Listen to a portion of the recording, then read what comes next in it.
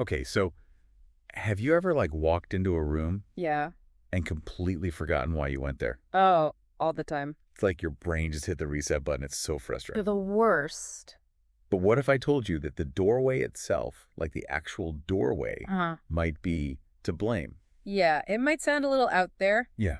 but there's a research from Notre Dame that suggests that walking through a doorway Right. can actually cause these memory lapses. So like the thing I just walked through to get in here? Exactly, those everyday doorways. Uh-huh. The idea is that they act as these mental event boundaries. They kind of separate different episodes in our mind. Okay, so event boundaries. Yeah. Is that kind of like forgetting what happened in the last chapter of a book Mm-hmm. when you start reading the next one? That's a great way to think about it. Okay. So imagine you're in the kitchen grabbing a snack, right? Okay. You decide you need a drink, so you walk through the doorway into the dining room. That simple act of crossing the threshold, that's creating a mental chapter break in your mind. So my brain is like, kitchen chapter done. On to the dining room chapter. Exactly. And then, poof, the details of that kitchen chapter, they become a little harder to access. Okay, I am intrigued, Yeah. but I'm also a little skeptical. Sure. How did they even test this? Did they just like have people walking through doorways Yeah. and then quiz them afterward? Well, in one experiment, they actually used a virtual reality environment. Oh. People had to move objects between tables, and Mhm. sometimes they would cross a doorway and sometimes they wouldn't. Okay, but virtual reality, I mean, Mhm. doesn't that make it hard to know if it's the doorway itself Yeah. or just the change in the virtual scenery? That's a good point. And to address that, they actually did replicate the study in the real world. Okay. So with real rooms and objects, Interesting. people would have to hide an object, right? Hmm. Some of them would walk across a room and others would walk the same distance, Okay. but they would go through a doorway to do it. So same distance, but one group goes through a doorway. Exactly. The other one doesn't. Yep. And they found that the doorway group Yeah. consistently had more trouble remembering where they hid the object or even what they were doing. Wow. Okay. Yeah. But couldn't it just be that being in a different room, Mm. like with different sights and sounds, Sure. is what's messing with their memory?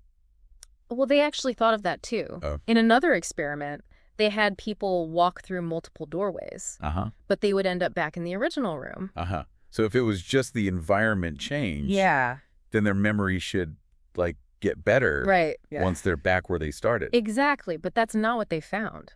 Huh. There was no improvement in recall, Wow. suggesting that it's the act of passing through the doorway itself. So it's not just that I'm in a new room, but I crossed that threshold, that event boundary. Exactly. That's wild. It is pretty fascinating. Yeah. And, it really makes you think about how our brains are organizing all this information, Mm-hmm. almost like creating these little mental compartments for everything. So my house isn't just a house. Yeah, It's a bunch of mental compartments. kind of like that. Yeah. I'm starting to feel like my brain is a filing cabinet. Yeah, I can see that. I mean, it kind of is, right? Each room is like its own little file in your brain. Yeah, that's a good point. Makes me wonder about like all the times we're moving through our day, Yeah. going from room to room, switching tasks. Are we just like Yeah. constantly creating these mental barriers? Yeah. It's like our brains are trying to be efficient, Right. but maybe a little too efficient. Exactly. Yeah. I mean, could this event boundary thing actually be affecting our productivity or creativity? Yeah. Oh, totally. Like, if we're always switching mental gears, are we losing, like, valuable thoughts or ideas? Oh my gosh. It makes me think about all those times I've like gone into a different room to get something and I just completely blank on what I needed. Oh, all the time. It's like the worst. Yeah. What about you? Have you ever had those doorway moments? Oh, yeah, constantly. Just the other day, I was going to the kitchen to... Yeah. I can't even remember now. It's gone. It's like it never happened. Exactly. Okay, so doorways can really mess with our memory, Uh-huh. but is there anything we can do about it? Are we just doomed to forget things every time we walk through a door? Not necessarily. I mean, understanding how our brains work can actually help us come up with strategies to, like, counteract those lapses. Oh, give us the tips. Okay, so one thing you can try is to just pause Uh-huh. before you walk through a doorway Okay. and just really reinforce what you're doing. Okay. Like, if you're going to the bedroom to get your phone, Yeah. just take a second and say to yourself, I'm going to the bedroom to get my phone. That can actually help solidify it in your memory. So I'm like giving my brain a heads up. Brain, don't file this away just yet. This is important. Exactly.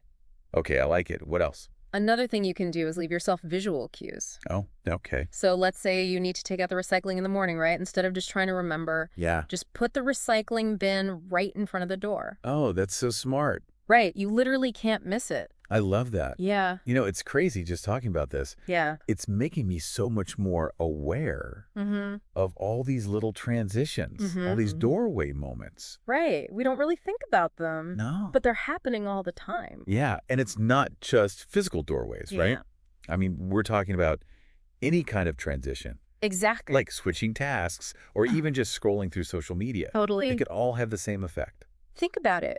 What if ending a conversation or closing a tab on your computer, what if that's triggering a mini mental reset? Oh, wow. I mean, what would that mean for how we're taking in information throughout the day? It's like our brains are constantly hitting these little checkpoints, Right. compartmentalizing things to keep from overloading. Yeah, it's like in a video game when you walk through a door and it like saves your progress. Yeah, mental checkpoint. Exactly. And maybe those checkpoints are actually serving a purpose, right? Like imagine if our brains tried to store every single detail of every single moment. Yeah, I think we would explode. We'd be totally overwhelmed with information. Yeah, totally fried.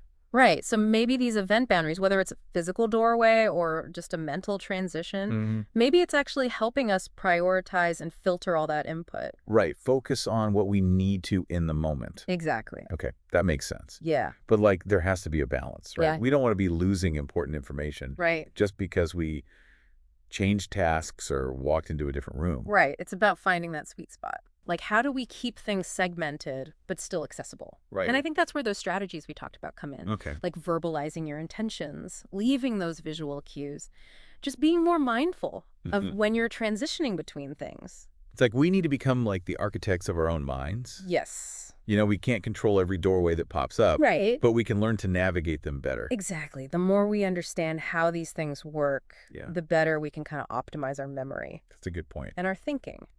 Well, this has been a really fascinating deep dive. It has. I'm definitely going to be looking at doorways a little differently now. Yeah. And maybe leaving myself a few more visual cues, too. Good idea.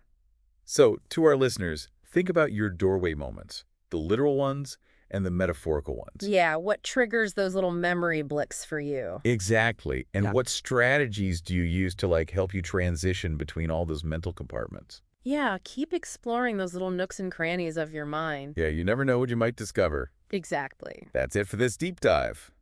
Thanks for listening. We'll catch you next time.